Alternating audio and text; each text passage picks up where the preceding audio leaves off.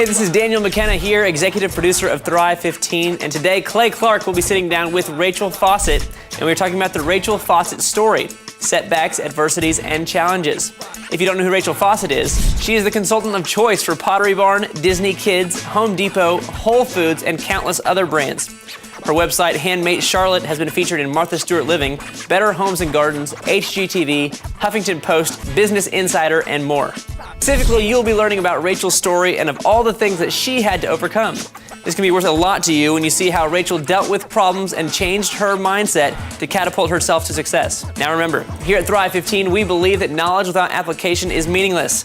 So if you don't take today's lesson and apply it to your life and or business, then today's lesson can be more meaningless than judging a book by its cover. You know, because math books, kids on the front are usually happy. One foul. Rachel, thank you for letting me harass you in your cabin of glory.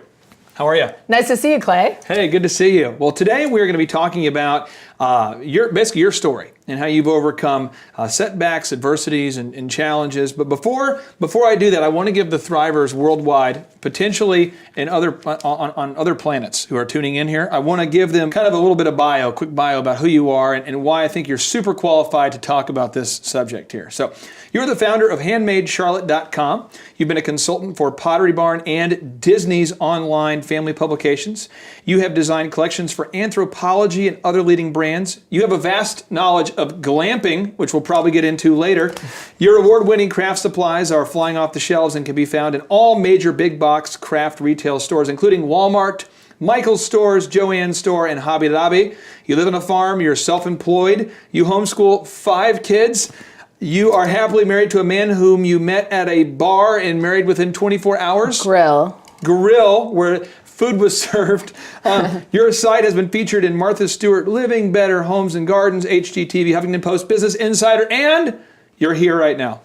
So I'm going to ask you this before we get... Clay, I've got another one. Last night I just got an email that we got a mention in the Wall Street Journal yesterday. Boom! Was it about just people who are awesome? Or it was about one of the ads that we created for Land's End. Plug. This just in, need to update my bio. It was a mention, but nonetheless a mention. Well, can you tell me real quick about what Handmade Charlotte does? Or what, for people who don't know, what does Handmade Charlotte do? Handmade Charlotte creates experiences for families every day. Okay. And so if I'm going on that website right now, what kind of things can I find? You're going to find little fairy huts that you could make with your kids, and you're going to find hot dog holders and all kinds of fun stuff to do. Pool noodle swords, transformer cakes, gorillas, dressed up gorillas painting buses. I love that this is your job. You've tricked the universe into paying you to do what you love, which I love. Paying me to make macaroni necklaces. That's pretty awesome. Now here's the thing. Today we are talking about setbacks, adversities, and challenges. And I know that the Thrivers watching this and people who are aspiring entrepreneurs around the planet, what we discover quickly when we start a business is that bad stuff happens. And Napoleon Hill, who's my favorite success author, he wrote, "Every adversity, every failure, every heartache carries with it a seed of an equal or equivalent benefit." Rachel, obviously you've been able to experience a tremendous amount of success. But can you give me an ample example of some adversity that you've dealt with while building this business?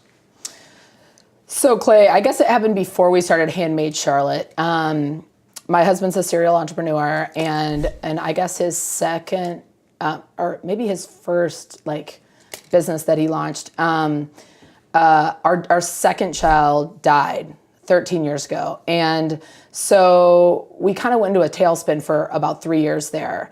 And I guess, that definitely shaped what we do today as far as we wanted, to homeschool. And, I don't know if that didn't happen that we would have done that and had 5 kids. And so that was definitely a hardship that we... How did you feel as you were going through that time? I mean, was it just did it derail you guys completely? Or completely derailed. I don't know. I always try to explain it to people that if you've ever had, hit your head if you've been skateboarding or I don't know, on a biking or something, and you've hit your head without a helmet, like really hard, like so hard, like it's like skull crushing. Like it was just, it literally blew our minds. Did you feel like you wouldn't get out of that tailspin at some point? It was so wild because it was so unexpected that we just, I think we both went into shock for a little bit there. And we crawled out of it. I mean, we had a lot of people surrounding us with love, and we had our firstborn, Isabella.